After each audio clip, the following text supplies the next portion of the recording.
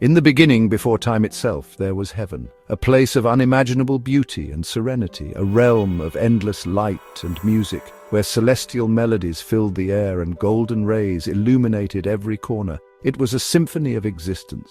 Among all the angels, beings of pure light and grace, one shone brightest, a beacon of unparalleled magnificence.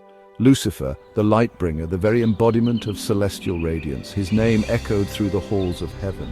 He was an archangel, a being of immense power and authority, a leader among the heavenly host. Crafted from purest starlight, his essence was interwoven with the very fabric of the cosmos. He was a child of the stars, adorned with every precious stone, each gem reflecting the divine light in a dazzling display of color and brilliance. His wisdom and beauty were unmatched, a reflection of the divine intellect and artistry that shaped all of creation. His authority second only to God, a position of immense responsibility and influence within the celestial hierarchy. Music followed his every move, a symphony of light and sound that resonated with the very heart of heaven. And all the angels admired him, drawn to his radiant presence and inspired by his unwavering devotion. Lucifer was the guardian of the holy mountain, a sacred place of communion with the divine. Close to God's throne, he stood as a testament to divine creation. He knew the secrets of the cosmos, the mysteries of the universe whispered to him by the divine source, and led with power and grace, guiding the celestial host with wisdom and compassion. For ages, heaven was in perfect harmony, a testament to the divine order and the unwavering loyalty of its inhabitants. With Lucifer serving joyfully, his heart filled with love and devotion for the divine creator. He was the beloved son of the morning, a symbol of hope and renewal, his light heralding the dawn of a new age, a symbol of divine perfection, a testament to the boundless creativity and artistry of the Almighty. The universe seemed as limitless as Lucifer's own brilliance, his potential as vast as the cosmos itself. No one imagined that darkness could touch such a being so pure, so radiant, so seemingly untouchable. But even the brightest light can cast a shadow, and even the most perfect being can be tempted by darkness. A change was coming in the heart of the morning star, a subtle shift that would forever alter the course of heaven and earth. It began not with a bang, but with a single dangerous thought, a seed of discontent planted in the fertile ground of perfection. This thought, seemingly insignificant at first, would soon blossom into a full-blown rebellion, shaking the very foundations of heaven. Lucifer, the most beautiful and powerful of all angels, gazed upon his own reflection. He admired his own beauty and power, and pride, subtle yet insidious, began to take root in his heart. A question arose within him, a dangerous seed of doubt. He wondered, why should I serve? Why should I, with all my magnificence, be subservient to another? Am I not magnificent? Am I not worthy of more than just service? The thought echoed in his mind, growing stronger with each passing moment. Pride grew slowly but surely, transforming gratitude into a sense of entitlement. The light within him began to dim, overshadowed by the burgeoning darkness. He no longer wanted to reflect God's glory, the very purpose for which he was created. The desire to serve faded, replaced by a burning ambition. He wanted it for himself.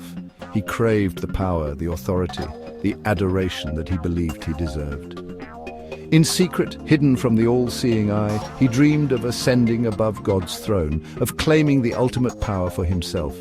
He began to plot and scheme, carefully laying the groundwork for his rebellion. Soon he began to whisper to other angels, those who he believed might share his discontent, those who might be swayed by his promises. He started sowing seeds of doubt and discontent, poisoning their minds with his twisted logic and self-serving ambition. "Why serve when we could rule?" he asked, his voice dripping with seductive promise. "Why be content with second place when we could seize the throne?"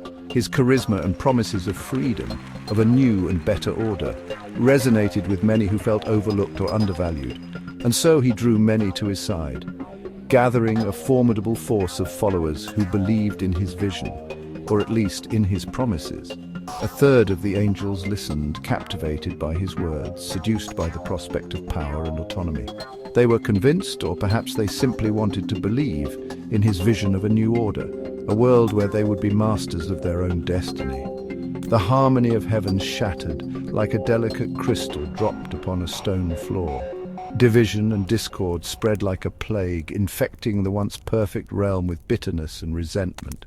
The quiet whisper of pride, once confined to the depths of Lucifer's heart, became an open rebellion, a roaring inferno threatening to consume all of heaven. Lucifer, the morning star, the bringer of light, was now ready to challenge the source of all light, to usurp the throne of God himself. The stage was set for a cosmic conflict, a battle that would determine the fate of heaven and all its inhabitants. The perfect peace of heaven was irrevocably broken, shattered beyond repair by the insidious poison of pride and ambition. War was inevitable, a cataclysmic clash between light and darkness, obedience and rebellion that would forever alter the course of eternity. The time for whispers ended. War erupted in heaven. Lucifer, consumed by pride, led his followers against God. Heaven became a battlefield. Angels, once brothers, now enemies. God appointed Michael, the archangel, to lead the loyal host. Michael's name, who is like God, challenged Lucifer's ambition. The battle was a storm of light and darkness, truth against lies. Every angel chose a side creator or rebel. Michael and his angels fought with divine authority for love and truth. Lucifer's power, fueled by pride, could not overcome the source of all light. The rebellion was fierce but doomed. Lucifer's brilliance faded before the unwavering loyalty of heaven. The great war reached its climax. The fate of the rebels was sealed. The battle ended in defeat for Lucifer and his followers. There was no place for them in heaven. They were cast out. Lucifer, the morning star, fell from glory in disgrace. A third of the angels fell with him, banished forever. They tumbled into darkness, a spiritual abyss far from God's light. The harmony of heaven was restored, but creation bore a scar. The most beautiful angel became the most wretched. Twisted by hate, they became fallen angels, prisoners of their own choices. Earth became their new domain of influence, a place to tempt and deceive. Lucifer was now an exile, king of a shadowy kingdom. His glorious beginning had ended in tragedy. Cast out of heaven, cast down from the celestial heights, a dramatic and devastating fall marked the end of an era. Lucifer was given a new name, a name forged in the fires of his rebellion, a title that would echo through eternity. Satan, the adversary, the ultimate opponent, the embodiment of resistance against the divine will. His heart, once filled with light, a radiant beacon of celestial grace, now burned with hatred for God and humanity, a consuming fire of resentment and vengeful spite.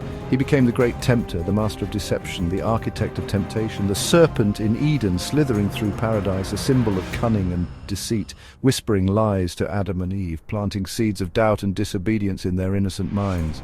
His goal, his singular, unwavering objective, to separate as many as possible from their Creator, to lead them astray, away from the path of righteousness and into darkness. The story of Lucifer's fall, a timeless narrative of rebellion and its consequences, is a warning about the power of pride. A cautionary tale illustrating how unchecked ambition can lead to utter ruin. Even the most perfect being, the most radiant and flawless creation, can fall if pride consumes the heart. If arrogance and self-importance are allowed to fester and corrupt the soul, it reminds us to choose humility and service over ambition, to prioritize the needs of others and remain grounded in selfless devotion. Lucifer's journey from brilliance to darkness, a tragic descent into the abyss of despair, explains the origin of evil, the source of corruption and wickedness that plagues the world. Yet, even in this tale, there is hope. A glimmer of light amidst the encroaching shadows. The light of God never fades. It remains a constant source of strength and guidance. We are called to look to that light, to seek solace and inspiration in its divine radiance and not the shadow of the fallen star, for in that shadow lies only despair and eternal darkness.